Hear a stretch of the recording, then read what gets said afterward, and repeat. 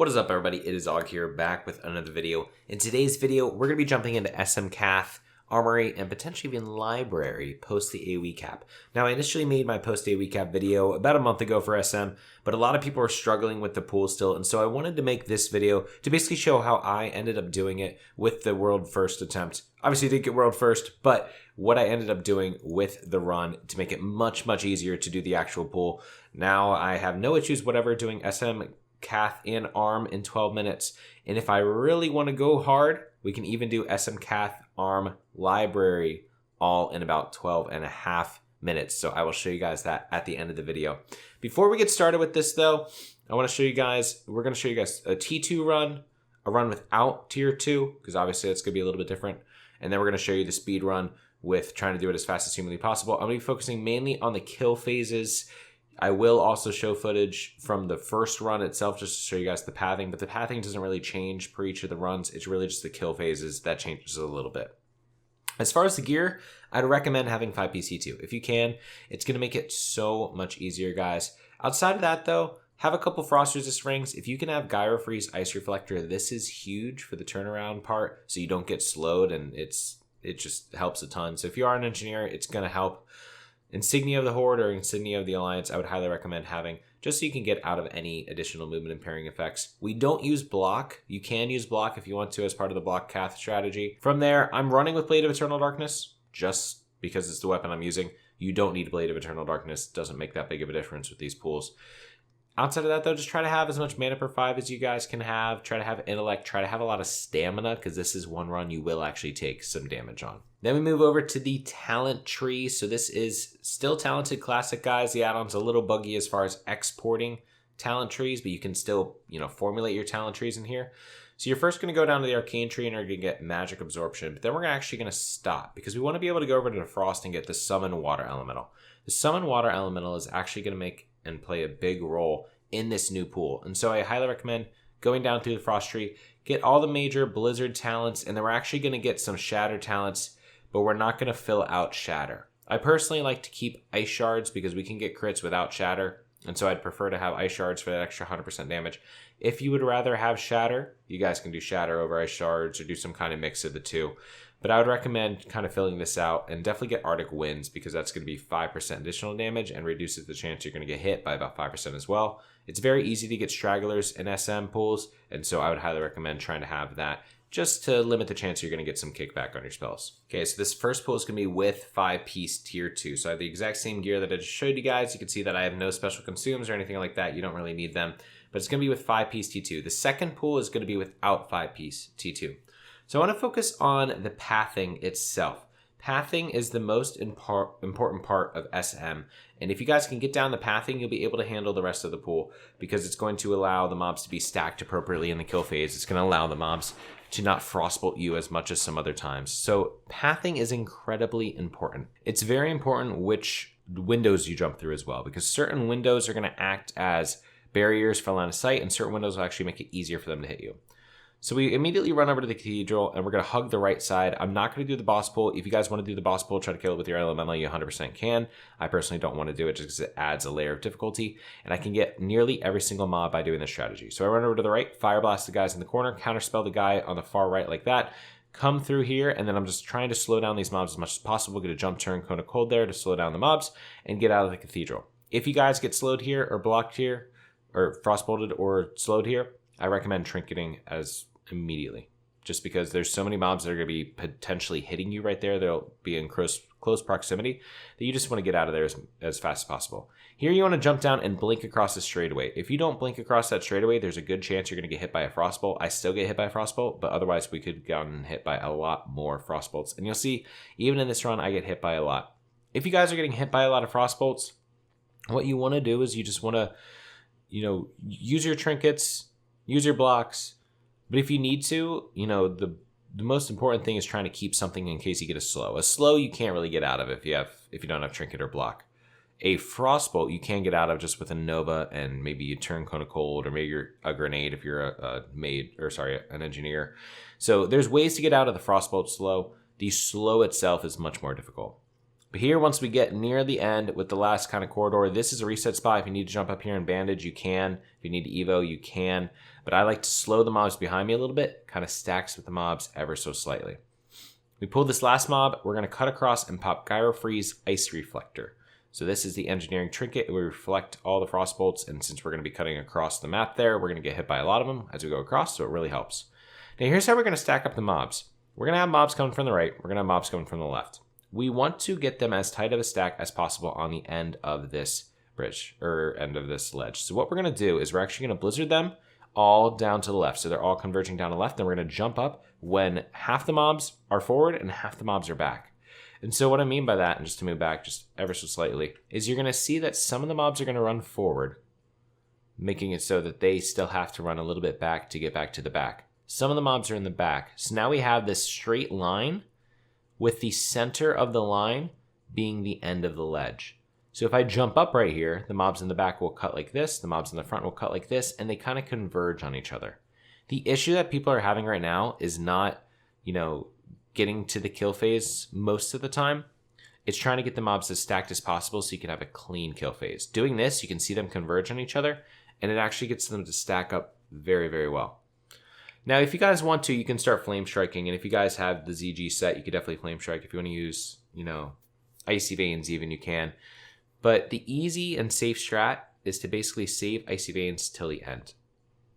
Now here, I'm trying to get my Water Ellie because I can't access my game menu to get my Water Elemental macro. So I have to go into the actual spellbook, and then I'm actually going to click it. So don't hate me on this part, but basically, guys, we're just jumping back and forth, blizzarding them. You want to have, your sorcerers just beating you down to keep up your mana. So mana should never be an issue unless you don't have many sorcerers. But you can jump back and forth like this for a very long time. Eventually, though, they are going to run away. And so we want to think about the proper ways to control them when they run away. Because once they start running away, if you're still only doing 35 damage a tick with Blizzard, they will probably scatter, and it'll be very hard to control them. And that's the issue that most people are having. That's where the Water Elemental and Icy Veins is going to come into play.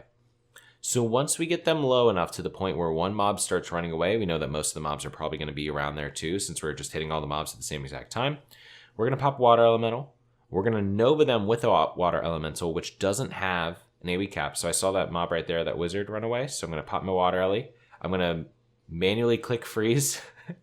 And then I'm going to pop Icy Veins, Flame Strike, Blizzard on top of them. So now they're slowed within a Flame Strike. The Flame Strike's doing 90 damage a second. The Blizzard's doing 40 damage a second. And so we're pumping out a lot of damage. You can see them taking a ton of damage. Because we have 5PC T2, they're also slowed in a very solid grouping here as well. There's still some mobs that are still high, so they're trying to run after me. But the majority of the mobs are slowed here.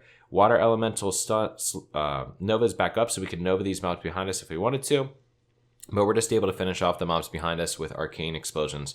You want to make sure that if you see any Defender or Monk get close to you, you stop casting so they can't interrupt you, and just use Arcane Explosion to finish them off.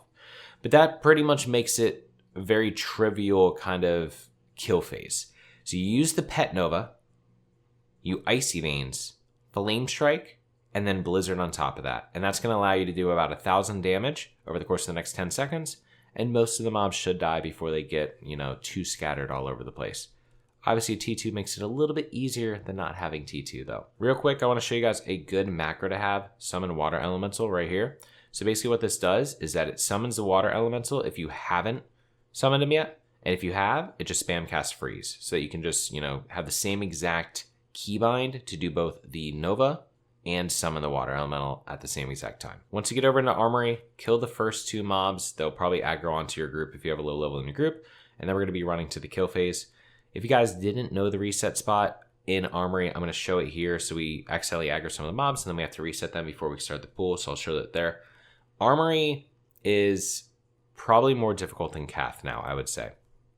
The issue with Armory is that you don't have a ledge you can go back and forth on, which means you have to continually kite them just as you would in any open world situation, but there's so many of them that you're going to be really limited on the damage that you're doing. There's a little bit less mobs in Armory than there is in Cath, and so you're going to do a little bit more damage with your Blizzard, but what we have to focus on is we have to focus on a pathing strategy. There's two different ways to do this pool. The first way that we're going to show you guys is going to be kind of the safer strategy, and this is going to be the more consistent strategy. The second way to do the pull, which I'm going to be doing in the speed run where I do Cath Arm Lib in 12.5 minutes, is going to be if you're really trying to just grind through as quickly as possible. So here, recommend getting up Fire Shield at all times, Mana Shield, Ice Barrier through the certain parts. Start at the pool with the fireballs and the farm mobs. Slow these mobs, come around the side. You really want to make sure that you aggro each of these groups, preferably at maximum range so that they can't hit you. So I aggro those guys after I pass them so they hopefully can't hit me, which they do this run, but other runs they won't. Aggro these guys when you're far away from them, and you basically just want to zigzag through Armory while pulling the mobs as far away as possible. Once you get down into this opening, you want to use Ice Barrier once more and no more Ice Barriers until the very end. Reapply the rest of your shields, though, as you need them. Cut straight through the center here. Arcane Explosioning, counterspell the mob on the left, and Nova as we go up the ramp here. Going up the steps, we have a good amount of mobs below me, or behind me. We didn't want to Nova earlier, because if we Nova earlier, some of the mobs would straggle to the end of the pool, so that's why you don't Nova really early on. You wait to Nova until the end, so that the mobs can catch up to you in the block, so you don't have some stragglers just running separately. Do not reapply Ice Barrier here, because if you reapply Ice Barrier, you're going to have problems when you come out of block. Blink ahead down the straightaway, reapply both of your shields, and then we're going to block right here up against the wall. If you want to block more in the corner, you're going to have the mobs stack around you better, and so that honestly would probably work better to have a tighter stack, but I just block on the end of the wall out of habit. When we come out of block, we're going to Nova, Cold Snap, Nova. Now, mobs have a 1% chance to resist our spells, so there's a decent chance that one mob is going to resist a spell, or two mobs are going to resist a spell potentially. But if we Nova again, the odds that they resist a spell twice are incredibly low, about 1 in 10,000 if for each individual mob. So we can pretty much guarantee that they're going to be slowed. We get them slowed, and then we're going to do one tick of rank 1 Blizzard and then max rank Blizzard from there. I have one mob slightly ahead of the rest of the mobs, so I'm going to pop Icy Veins here just to start pumping out some damage. Icy Veins causes your Blizzard to not tick faster per se, but it causes your Blizzard to be, instead of an 8-second cast, a 5-second cast. And so you're channeling faster, but you'll need to reapply Blizzard again on the ground a little bit quicker. We blink after the second Blizzard, and then we slowly inch our way here towards the end of the hall. At this point, we're going to summon our Water Elemental. Or actually, we're going to Nova first. Nova the front mobs. Summon our Water Elemental. Then we're going to Nova any extra mobs. Now, all those mobs are Nova'd there. We're going to blink adjacent down the straightaway here. And what's going to happen is that the melee mobs, because we let them get all the way to the end of the hallway, are going to run around the end of the hallway to get to us. They're not going to go back through the front. Now, they can do this, and so if that happens, just be ready to Nova the mobs as they come back around the backside. But now you can see we're able to go this way as well. We now have another Pet Nova, so we could drop another Pet Nova if we wanted to right here on the mobs, and then we just keep on Blizzarding, get to the next corner of the wall, and now we're just going to keep the mobs coming towards us very slowly. Eventually they get to us. If we want to Nova here, we can. If we just want to blink, we can. If we want to go cold, we can.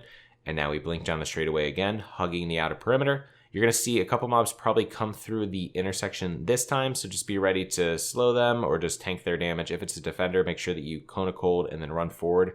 You can let the rest of the mobs kind of stop being slowed, really just focusing on making sure that you don't get kicked if it is a defender. Here I'm going to Nova, I'm going to focus on the back mobs, but you can see the back mobs are starting to die because we're doing a lot more damage. A lot of them are running away. So we can see that our Blizzard's doing a good amount of damage. At this point, I know that most of the mobs are pretty close to dead or dead, so I'm just going to go in and finish them off with an Arcane Explosion. So using your Pet Elemental and kiting them around the outside perimeter of the Armory and this kind of courtyard, we're able to burn down the mobs in about a total of 12 minutes between the two runs. Pretty safely. Now you could have some mobs that sneak through, and if that happens, just focus on slowing those mobs, taking their hits. If it's a defender, be ready to use, a water elemental or something like that if you need to.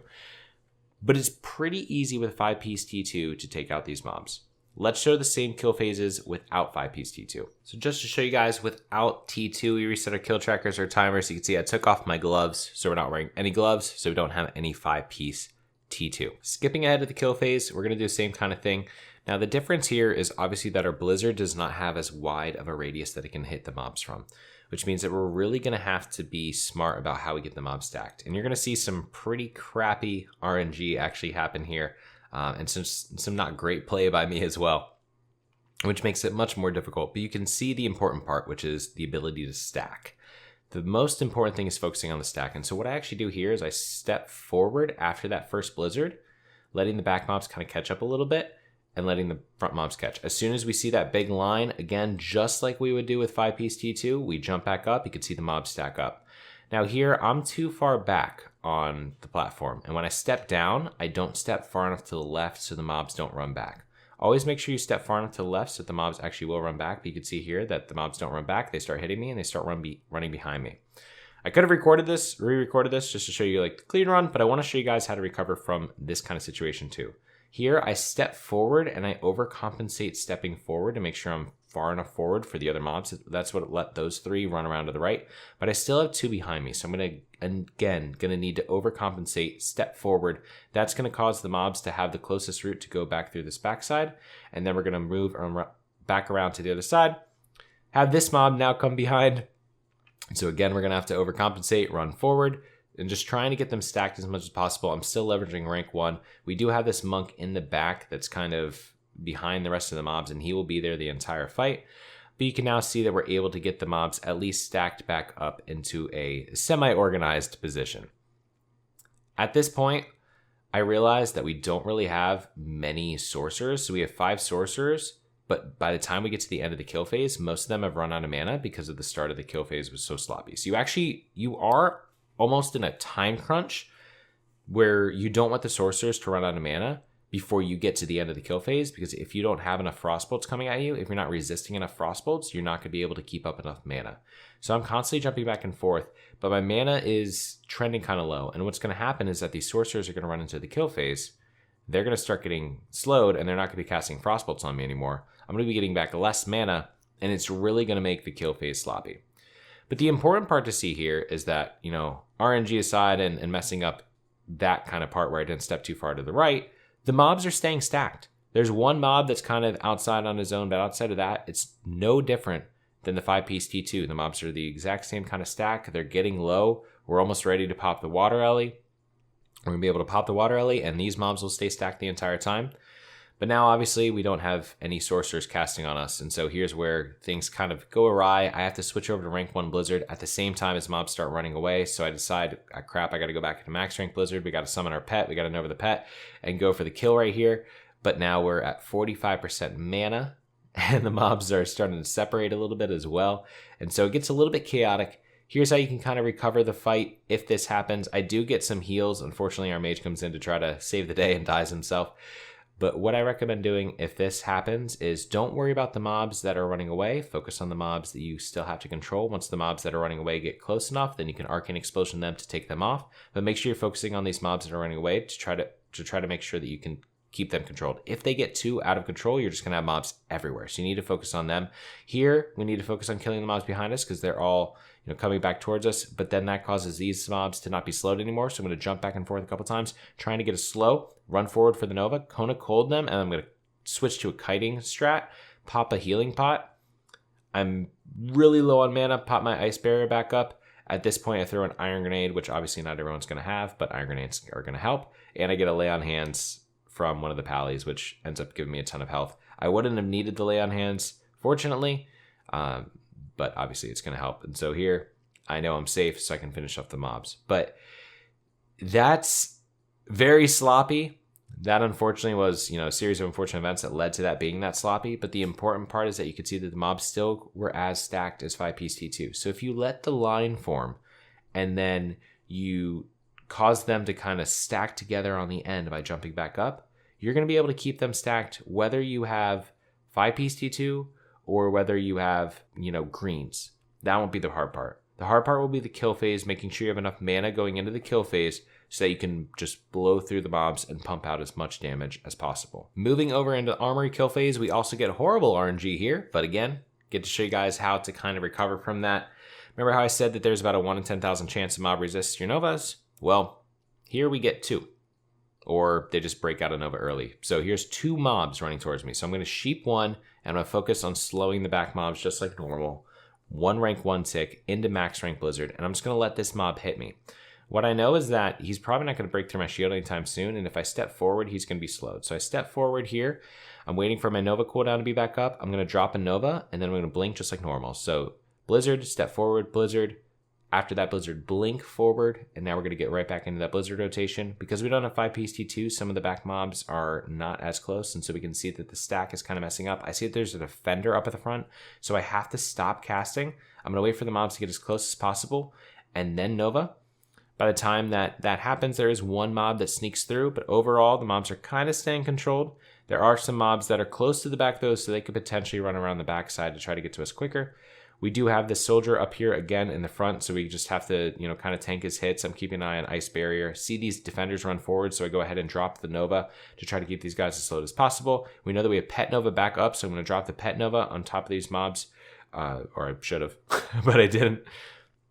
But I did Cone of Cold the mobs to try to slow them as much as possible. There goes the Pet Nova trying to slow the mobs, and we just try to focus on getting them as stacked as possible as we go around the perimeter. Use any kind of tools you have, whether it's grenades, whether it's the Pet Nova, just try to keep them stacked and slowed. I had really bad RNG, but the pool itself is really no different than the 5-piece T2. 5-piece T2 makes things much easier just because the mobs, you have 2 ticks of Blizzard for each individual Blizzard that you're doing that mobs are going to sit in versus just one if they're running straight through. So it helps to stack the mobs, but it's not that you can't do it without it.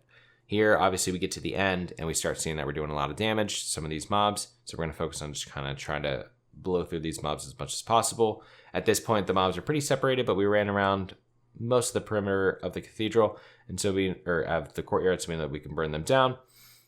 We don't have a pet at this point. We do have Icy Veins, which we could theoretically pop if we wanted to, but I see most of the mobs are coming towards me in kind of a reasonable manner, and they're all relatively low health, so I just switch over to Arcane Explosion and Cone of Cold.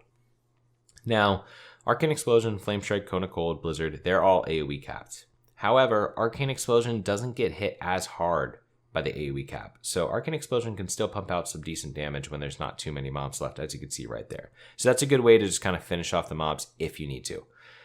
As sloppy as that was, it was still 13 minutes and 50 seconds. And so it's 100% still possible to do 4 per hour every 15 minutes. That was a sloppy pull. Even without 5-piece T2, you guys could still pull it off. Now here, guys, if you really want to go fast, this is the strategy for you. I put back on the 5-piece T2. We're going to do the same kind of stacking to start the pools, but then we're immediately going to go into the kill phase. Now, if you're not an engineer, you want to pick up something called Easy Throw Dynamite. If you are an engineer, then you just want to use whatever kind of standard grenades you have. So, thorium grenade would be great. Or if you want to use dense dynamite, you can use dense dynamite kind of idea. But you want to pump out some kind of grenade damage because it's not AoE capped. And you also want to be using Flame Strike because when we drop Flame Strike on the ground, they're going to take a bunch of damage. And so here what I do is I slow down the mobs with Blizzard. Once they're all slowed, I put a Flame Strike in front of them.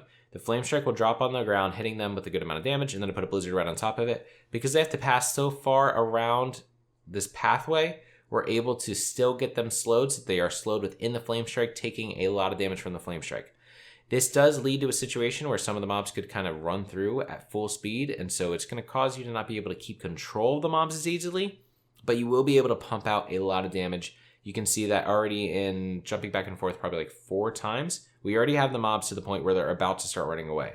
Once they start running away, same kind of idea. We're going to pop the pet. We're going to pop Flame Strike. We're going to pop our Icy Veins, and we're just going to melt the mobs, burning through the kill phase in about a minute. I also then throw the Easy Throw Dynamite. Easy Throw Dynamite, as you can see, hits for about 254 per mob because there is no cap on grenades, so it is a ton of damage you can pump out. At this point, we have the mobs running away. We have the mobs up at the front, so we're going to focus on the front mobs until the mobs that are running away get back to us. Mobs at the front get back to us. We drop down another Pet Nova, and we kill the mobs, and that is Cath. 4 minutes in, including the entire run. Moving over to the armor kill phase, I accidentally reapplied my Ice Barrier. Don't do that. We're going to take some excess damage because of that, but we're going to be perfectly fine. Go into the block. Here, we're going to come out of the block, and we're only going to use 1 Nova because we're going to use the second Nova to basically go for another Shatter combo. So here we use 1 Nova, we summon our pet, we drop another Nova if we need to. I'm holding it because no mobs got out. Drop the pet's Nova, but then we're going to pop Icy Veins, Flame Strike, Cone of Cold. We're going to Cold Snap. We're going to Nova again. We're going to jump Cone of Cold just to get another Shatter combo. And then we're going to blink away and start Blizzarding. Now the mobs are going to separate a little bit just because you have the mobs. Some of the mobs are still Nova'd, some of the mobs are not Nova'd. And so we're just going to try to pump out as much damage as possible. As they're running towards us, you can see that they're already about 50% health. We're going to go ahead and summon a new water elemental, freeze the front mobs, slow the back mobs as they come into the front mobs with the freeze. We're just going to try to do, a flame strike, and then I should have gone into a blizzard, but I go into a thorium grenade here. If I had gone into a blizzard, it would have been much cleaner, but we get the mobs kind of burning down. Once we blink across here, again, the same kind of blizzard strat as normal. We will have some mobs come around the back, but you can see that they're already at about 20%, and the mobs are they're dying so fast. This is not as clean as you can make it for sure. Instead of throwing that thorium grenade there, had I done a blizzard, this would have been very clean, and the mobs probably already would have been dead at this point. So I'd recommend doing blizzard before you do the thorium grenade, but the thorium grenade, because it's not capped, pumps out about 400 damage, and so it just melts the mobs really quickly. But now you can see that we are through Cath and Armory in 9 minutes and 32 seconds. Again, if you're not an engineer, get easy throw dynamite 2. Same kind of idea. A little bit less damage, but non-engineers and anyone can use it. But you're able to burn down the mobs very quickly. So come out of the block, Nova, Flame Strike, Cone of Cold, Cold Snap, Nova, Cone of Cold, Blink Away, Blizzard. Over in the library, we use the same exact kind of strats as before as far as aggroing the mobs. So you guys are more than welcome to check out the other video if you're curious how to pull the library pool. I don't recommend doing this unless you really want to pump, all 3 of them every 15 minutes, but it's going to get, it's pretty intense to do. So you guys are more than welcome to do, but if you guys want to check out that pool, you can. But you come out of the block, and then we can just go ahead and do a lot of damage. Honestly, there's not as many mobs in library. It's definitely not as good once your party members get higher level. And so you don't even need to worry about much. You can see that we're already doing 80 damage with the Blizzard Tick, which isn't too bad. Once I pop Icy Veins and drop a Flame Strike into a Blizzard, and then I get my pet out with the Nova, I mean, we're just melting through these mobs incredibly quick. One thing I do recommend, though, since we have the pet now, put the pet onto Houndmaster Loxy, because he is the boss, so he's going to have a little bit more health, so your pet can burn him down pretty quickly here. So I make sure that the pet's focusing on him, and then he just kind of dies pretty quickly.